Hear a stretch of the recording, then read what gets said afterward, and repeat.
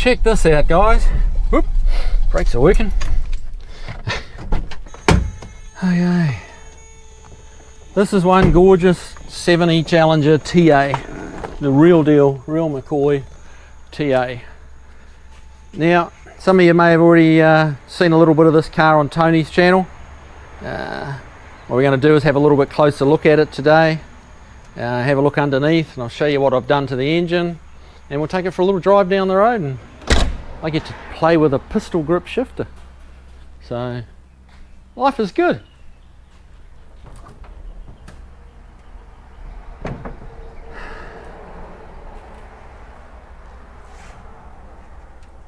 Alrighty, so what we had on this old girl was a water leak down here between the timing cover housing and the actual face of the block. Now it turns out the real issue, what caused it, was coolant, the antifreeze in the car, and like it was too old. The guy had this restored in 2007, and as far as he knows that's the same coolant that's been in there since 2007. Now it still looked pretty and green, but it hadn't been doing its job, and basically the corrosion had worked between the aluminum housing and the cast iron face of the block, and it corroded between the gasket, just pushed it, opened it up enough. We were just getting a little jet of water out of there. So not a big leak, not a big deal, a little hard to get at. You got to take everything out and all the front off the motor, all that fun stuff. Yeah, so that's all back together. New gaskets, new coolant. So that's like a little heads up. A lot of you guys, may or may not know this, but the antifreeze coolant, and it's not just antifreeze coolant, it's also an inhibitor. It's a rust inhibitor. It stops the corrosion in your engine, but it does have a lifespan. Typically it's 12 to 24 months is about all you're going to get out of your coolant. Unfortunately it stays pretty and green like forever, so people think it's still working. Pop the cat and look in and go, oh, this is fine, and it's actually not. It does stop doing its job after, as they say, 12 to 24 months. And that, when you really don't want your engine corroding from the inside and things getting thin and stuff like that. I mean, this is a little unfortunate, a little unusual for it to present itself like that in a relatively short space of time.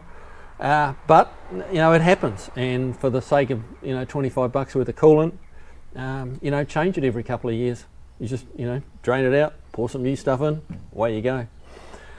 So yeah, this is just an absolutely gorgeous car. It's all got all the original factory little chalk marks, they call them.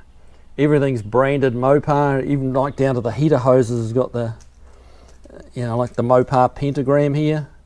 Radiator hoses, everything is as it should be. Now I did stick my head underneath this a little bit earlier, and yeah, I've got to get this up on the rack and show you guys, because it's from what I could see just popping my head under the car, it's as spectacular underneath as it is up here. So let's get it up on the rack. Look at this thing, it's just beautiful and clean. Everything is exactly as it should be. There's been no patches, there's no rust repairs. All these seams are all, factory joins. Got just the right amount of, the black in the inner fenders with a bit of overspray, just like they did. You've got, this is what I refer to as the chalk marks. This is factory stuff that was put on back in the day as they were coming down the assembly line. Yeah, a little bit of an oil leak going on here. These are these factory mufflers, which are like big mufflers, and if you take a look you can see the pipe goes in, U-turns in here, comes back out the front, and then turns around and back out the side. But yeah, everything is, all the spot welds along here, like there's no corrosion here. This has been a rotisserie to be fully body coloured like this underneath. It's definitely been on a rotisserie. Someone has done, the correct factory clips holding fuel lines in place. Now up here as well, the right brake lines, you know, they're not homemade brake lines, they're the right ones with the spiral wiring around them. This is just awesome. You look up in here, you come back here, and all this is like new. The little rubber mud flap here with the correct clips in it. They're not kind of held in with Tech screws. It's really something else. I mean, look at the condition up in all those places that you don't see. When a car like this is nice in the places you don't see, you know the whole of the car is nice. Again, little chalk mark, like that's not an accidental mark. That I don't know what that means or why it was put there. Like there'll be some Mopar guru that knows that stuff, but that stuff was put there for a reason. You've got your little orange paint on the castle nut here. You've got another yellow dot up there. This is all correct to as it came out of the factory, off the assembly line. So it's very, very hard to fault, and for me, just a treat to look at. I'm going to give this a little wipe down. You know, we've made a bit of a mess here with coolant and oil and that as we've had the front off the engine. So we've got a little bit of a mess to clean up there. But man, there's really, other than all this perfect stuff, there's not a lot to show you guys. It's just beautiful.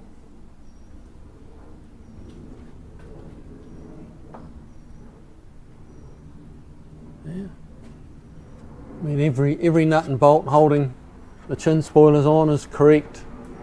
You know, there's no odd hardware anywhere like a lot of these quicker restorations have. It's really, someone started at one end and worked to the other, and just every step of the way they were quite determined to be proud of it and have it perfect. And you know, job well done, I'd say.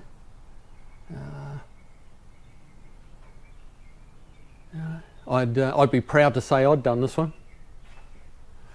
All right, guys. Well, yeah, I'm going to give it a little clean up and clean up, you know, where I've been, and cover my tracks, and then we'll get it out on the road to go for a test drive.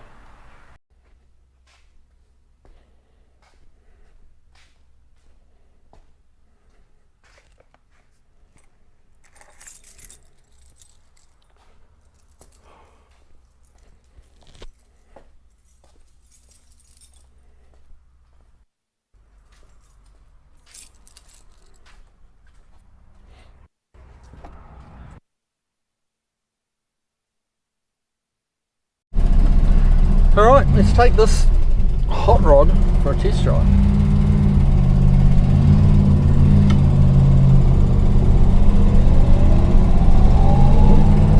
Yep, you can feel the fairly tall first gear.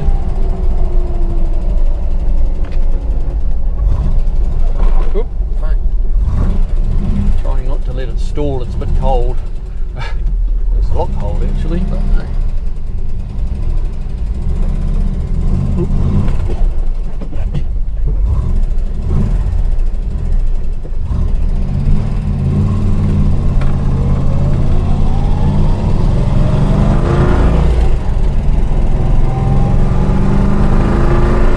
Quite a unique exhaust note from that side exhaust.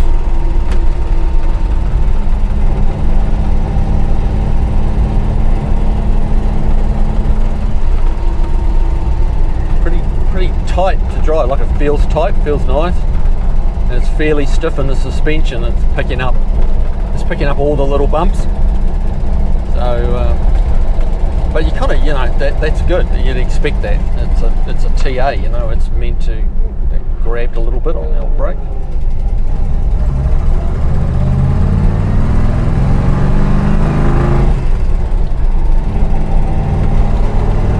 I love this pistol grip changer. That really is comfortable in the hand.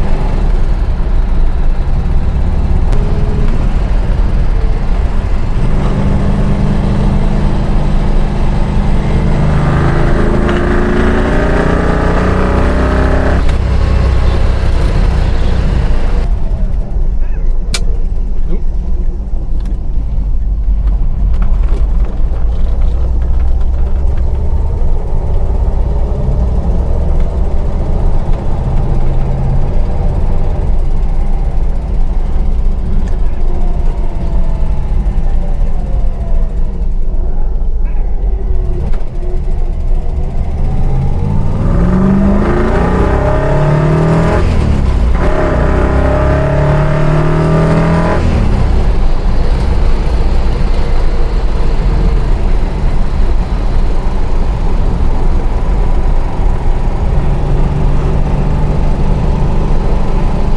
doesn't quite seem like it's running right. It didn't sound right then. It wasn't really pulling that hard. So, not sure. I'm going to need a little bit further investigation. I was thinking we're doing this road test video and wrap it up and send it home, but that doesn't feel quite right. I think we've still got a little bit more to do, but I would have thought it would have had a little bit more giddy up than that, you know.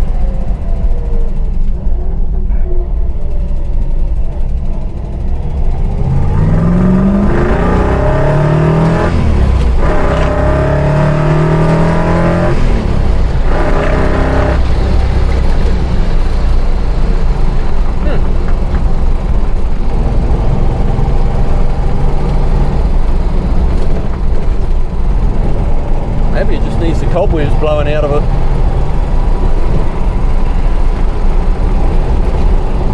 Alright, well I'm going to run it back indoors. We'll check the timing, check a few little things and just make sure this is where it should be. I mean, it drives really nice. It's just, I don't know, it feels a little flat. To be honest, I expected a bit more from a 346 pack. So we shall see. Well, the story continues. So, the saga continues. I know I like to wrap up a video. You've probably heard me do it before. I say, we'll call this a win and send it home. This one is not a win. It's not a happy ending. It's been a day of chasing tails on this thing, trying to figure out what's up with it.